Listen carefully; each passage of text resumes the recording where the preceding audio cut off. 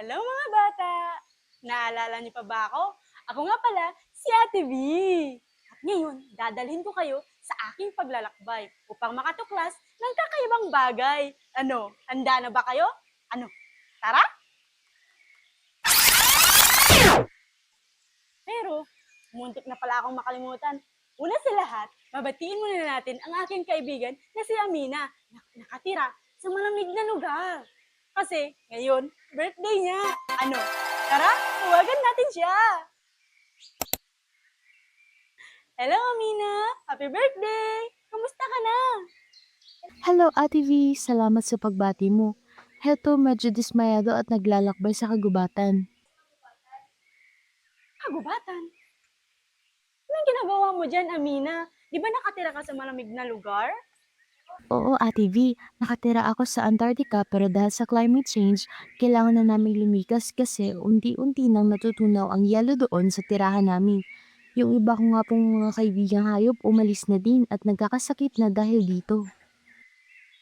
Ano ba yan? Ang salbahe naman ng climate change na yan. Pero, ano nga ba yung climate change, Amina?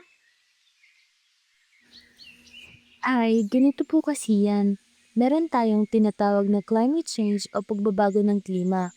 Ito ay ang mabilis na pag-init ng mundo na nagdudulot ng matinding pagbabago sa ating panahon po. Kumbaga po si Mama Earth ay may lagnat at dahil dito, nakakaranas po tayo ng matinding init o biglaang ulan. Ganun pala siya. Pero, saan nga ba siya nanggagaling, Amina? Ang climate change po ay hindi lang galing kung saan-saan, ito po ay resulta ng gawain ng mga tao tulad ng pagsunog ng plastik, paggamit ng maraming sasakyan at pagpuputol ng mga puno. Ay, kung ganun, kasalanan din pala ng mga tao. Pasensya ka na, Amina, ha? May mga bagay ba na ako pwedeng gawin? Kahit konti man lang, matulungan sana kita. Oo naman Ate V, at hindi lang ikaw, kahit sino, matanda man yan o bata.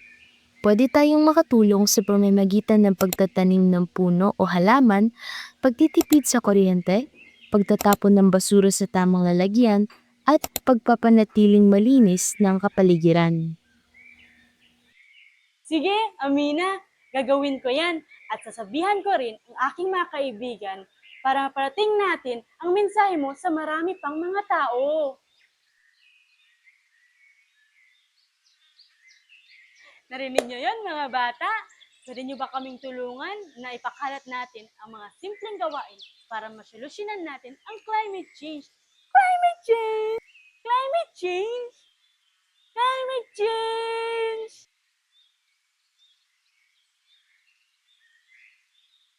Yay! May chance ka na ulit makaselebrate ng birthday mo sa inyo! Mabuti naman at may pag-asa pa akong makabalik sa amin. Maraming salamat mga bata!